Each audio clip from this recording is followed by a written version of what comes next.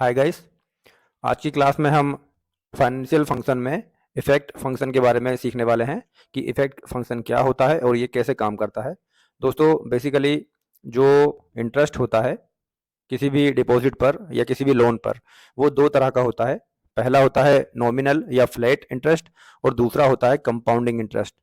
तो इफेक्ट के फंक्शन से हम नॉमिनल जो इंटरेस्ट होता है उससे कंपाउंडिंग इंटरेस्ट निकालते हैं, जिसकी वजह से जो इंस्टॉलमेंट होती है लोन की या एफडी की या डिपॉजिट की, जो भी उसमें भी डिफरेंस आता है। और बेसिक तौर पर नॉमिनल रेट जो होता है या फ्लैट रेट वो सिंपल होता है, लेकिन जो कंपाउंडिंग रेट होता है वो थोड़ा ज़्यादा होता है फ्लैट रेट से।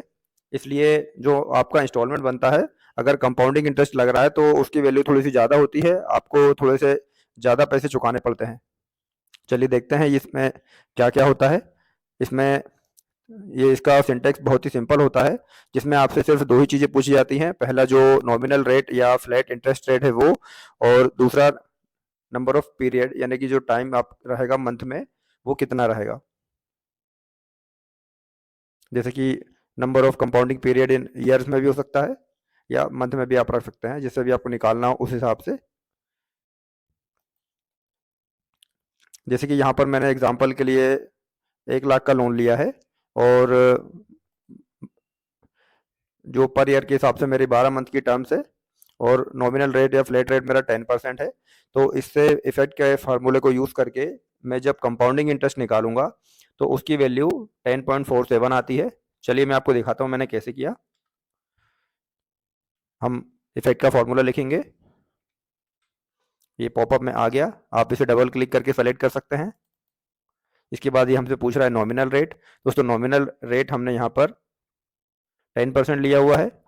इसके बाद कॉमा लगाएंगे, उसके बाद में नंबर ऑफ पीरियड हमारा 12 है, ये हमने सेलेक्ट कर लिया। ब्रैकेट को क्लोज करेंगे और इंटर प्रेस करेंगे, तो देखिए यहाँ पर हमें कंपाउंडिंग इंटरेस्ट रेट मिल गया है, जो होगा 10.47%। इसी तरह से जब हम हमारा लोन का इंस्टॉलमेंट निकालेंगे तो फ्लैट रेट का इंस्टॉलमेंट पीएमटी का फॉर्मूला यूज़ करके हम निकालते हैं, तो इतना आता है 14,676.33। और जब कंपाउंडिंग इंटरेस्ट से निकालते हैं तो 339 रुपये इसकी वैल्यू बढ़ जाती है।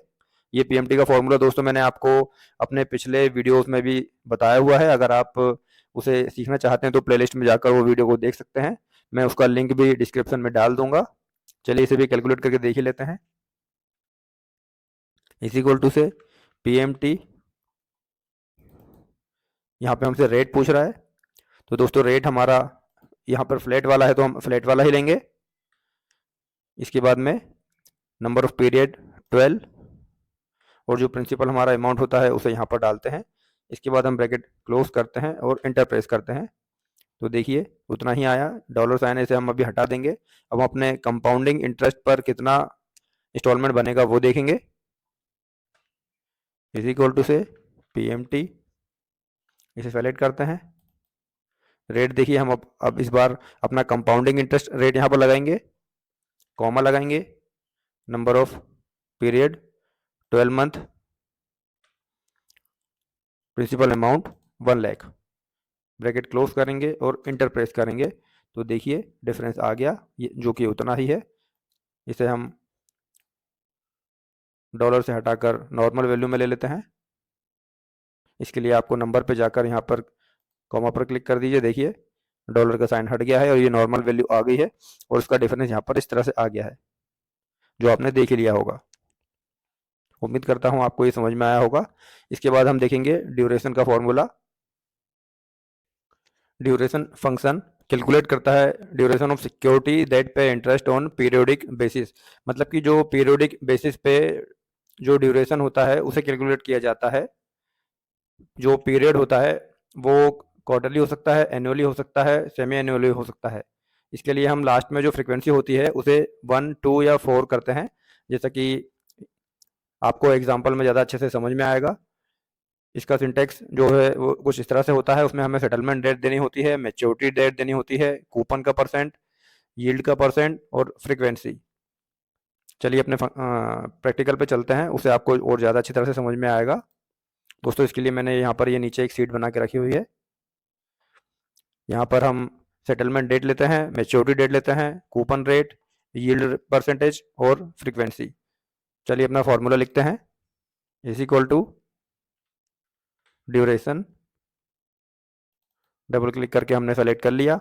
सेटलमेंट में हम ये डेट देंगे सेटलमेंट वाली, फिर कॉमा लगाएंगे, फिर मैच्योरिटी में दूसरी डेट जब हमारी सिक्योरिटी मैच्योर होगी, उसके बाद में कूपन रेट, फिर कॉमा, फिर यील्ड रेट, फिर कॉमा, उसके बाद में फ्रीक्वेंसी। दोस्तों फ्रीक्वेंसी के लिए आपके पास 3 ऑप्शन आते हैं। आपको ड्यूरेशन का जो निकालना है, इंटरेस्ट का ड्यूरेशन पीरियड जो निकालना है परसेंटेज, वो एनुअल निकालना है, सेमी एनुअल निकालना है या क्वार्टरली निकालना है। अभी हमें एनुअली निकालना है, तो हम यहाँ पर इसे सेलेक्ट कर देते हैं। दोस्तों अभी ये ब्लैंक है तो हमें एरर आएगी, लेकिन फिर हम इसमें अपने हिसाब से चेंजेस करेंगे और देख लेंगे कि इस पर कितना रिजल्ट आता है।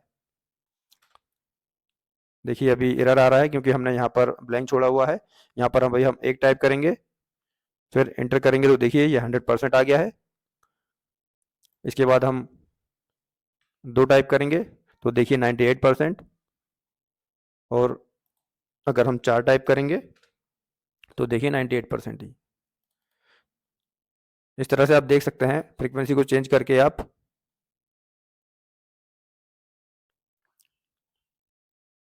अलग अलग ड्यूरेशन देख सकते हैं। ये देखिए,